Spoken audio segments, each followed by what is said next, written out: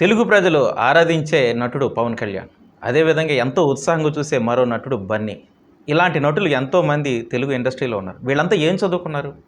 కేవలం 10th, inter వాటితోనే ఆపేశారు. అయినప్పటికీ తెలుగు ప్రజలు మనసు దోసుకునే భారతదేశ ప్రజలందరూ కూడా వాళ్ళ వైపు చూసే విధంగా వాళ్ళ జీవితాన్ని మలుచుకున్నారు.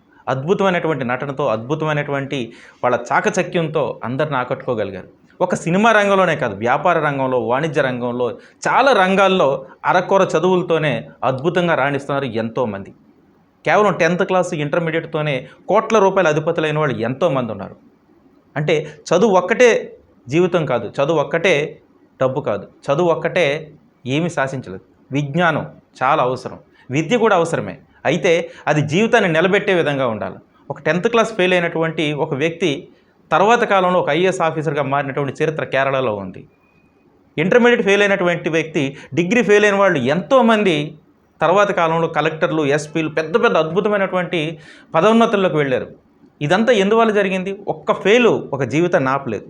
కానీ నిన్న విడుదలైనటువంటి ఇంటర్మీడియట్ ఫలితాలను చూసినటువంటి కొంతమంది విద్యార్థులు గుండెకోత తట్టుకోలేక 9 మంది మృత్యువాత పడ్డారు. ఎందుకు ఈ మృత్యువాత? కేవలం విద్యా సంస్థలు, తల్లిదండ్రులు ఆ పిల్లలకు సరైనటువంటి కౌన్సిలింగ్ ఇవ్వకపోవడం వల్ల. ఒక విద్యార్థి 10th, ఇంటర్, డిగ్రీ ఫెయిల్ అయితే ఆ జీవితం అంతటితో ఆగదు. ఖచ్చితంగా అది ముందుకు వెళ్తుంది. వాళ్ళ జీవితంలో పైకి ఎదగడానికి ఆ ఫెయిల్ ఖచ్చితంగా ఉపయోగపడుతుంది. ప్రతి ఫెయిల్యూరు తర్వాత సక్సెస్గా మారుతుంది. ప్రతి సక్సెస్ స్టోరీ వెనక ఒక ఫెయిల్యూర్ ఉంటుంది.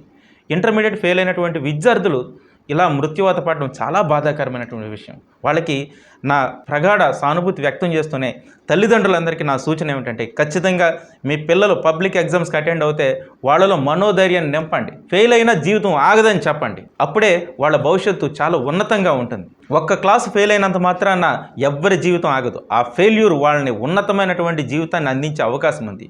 ఒక ఫెయిల్యూర్ చూసినటువంటి వ్యక్తి ఖచ్చితంగా తర్వాత కాలంలో ఏం చేయాలని నిర్ధారించుకుంటారు. ఆ మటుకొస్తే ఇప్పుడు కలెక్టర్లు, ఎస్పీలు, ఉన్నతమైనటువంటి ఉద్యోగాలు, ఉన్నతమైనటువంటి వ్యాపారాలు చేస్తున్న వాళ్ళు వారి పరీక్షల్లో మొదటిసారి ఫెయిల్ అయిన వాళ్ళే.